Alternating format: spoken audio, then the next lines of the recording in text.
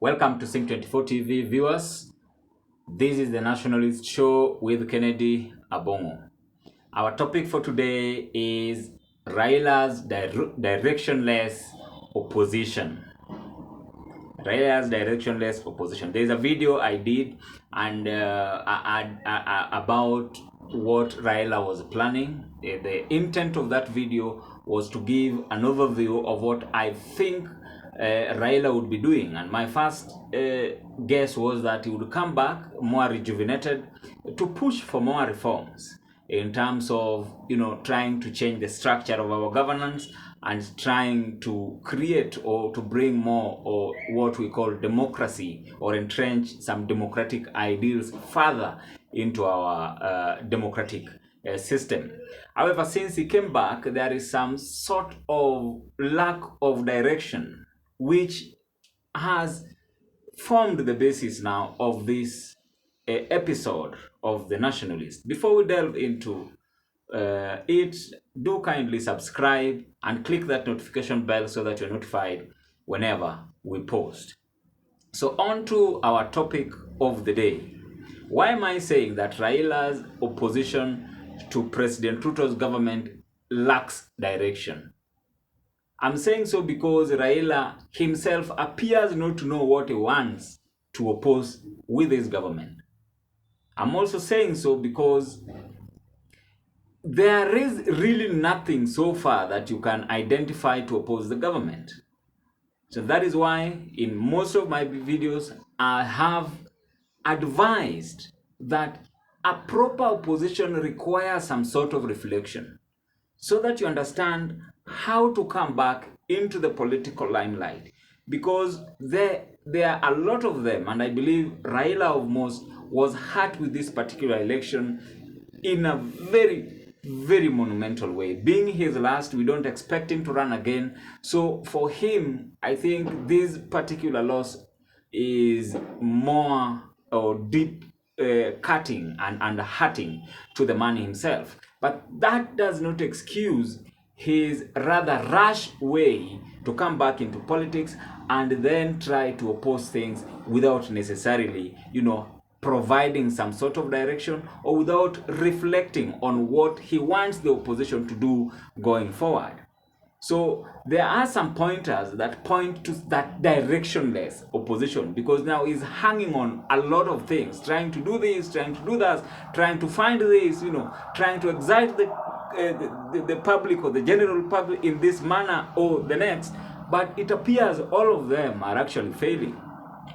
So number one thing why I'm saying that RAILA's opposition to President Ruto's government is directionless is one, calling for the 1 million march against the judiciary.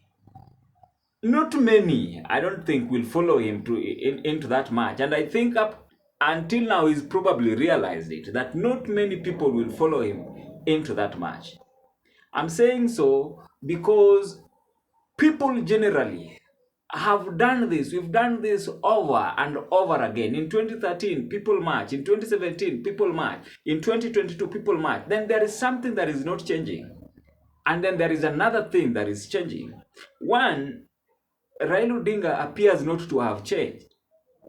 But from what I've got, and in terms of what I see on social media, coming from even people I thought to be really staunch supporters of Raila Odinga, most of them are tired. It reaches a point where people are saying, okay, no, we are now not going to go into this now. We did this, we voted, now it is your time. If you could not pay your agents to ensure that you protect your votes, no, it is not our problem to now go out and try make us march against the judiciary.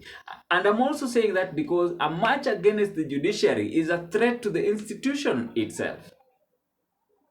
You see, it's a threat to the institution and the people of Kenya. The judiciary is one of the most trusted institution in the country, especially if you look at what has happened with the BBI. The judiciary stopped it. And the people generally across the country were happy that reggae was stopped because, the economic situation was dire and they thought that BBI was not really the way to go. So the judiciary has been there for the people. So marching against them without cause is really making the whole thing some sort of directionless.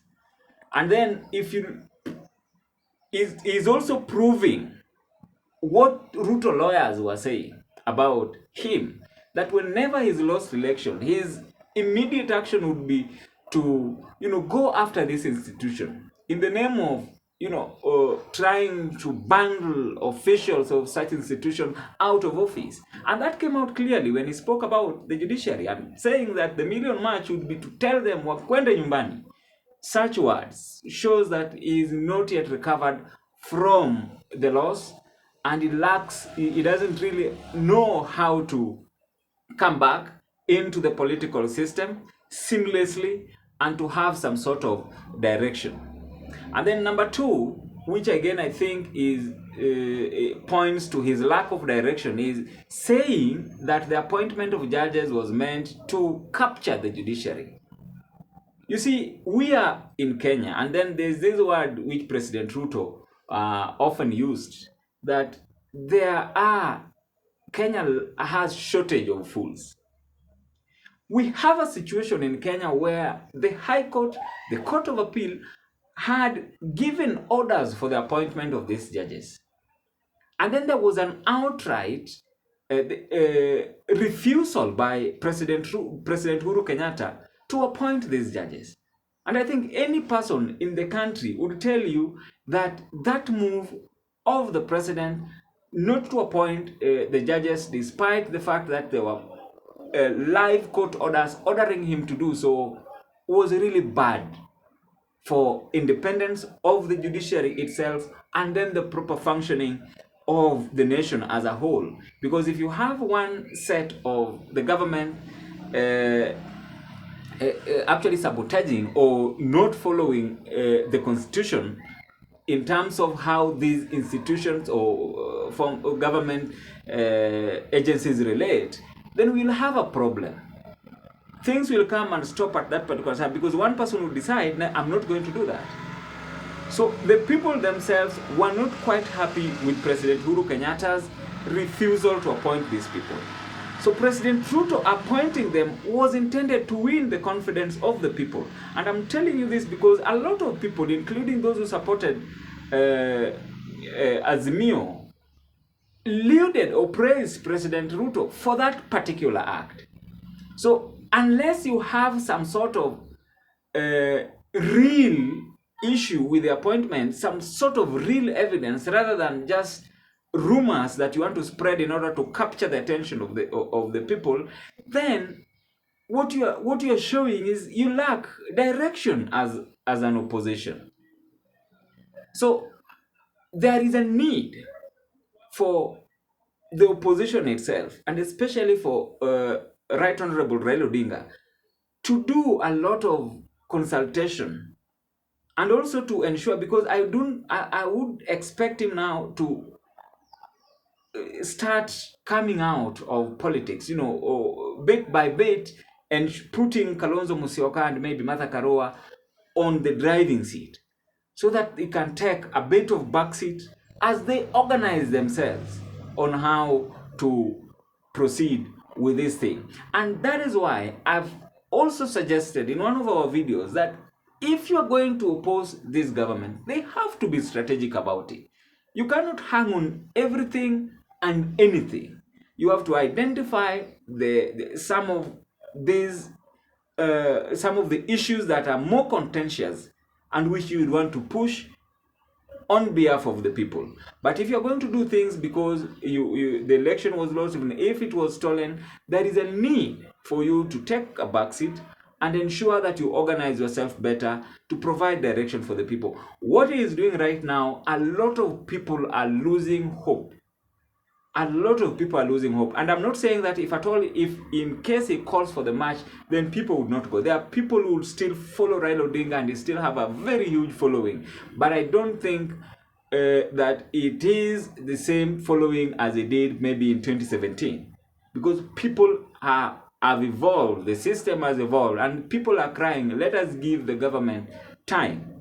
So if you're going to oppose the government in 3 days, I don't really think that is something worthwhile. Ladies and gentlemen, that is why we say in this episode that the opposition as it is right now is directionless, and they require to sit down and find a way of organizing themselves better to oppose this government. That marks the end of our analysis today.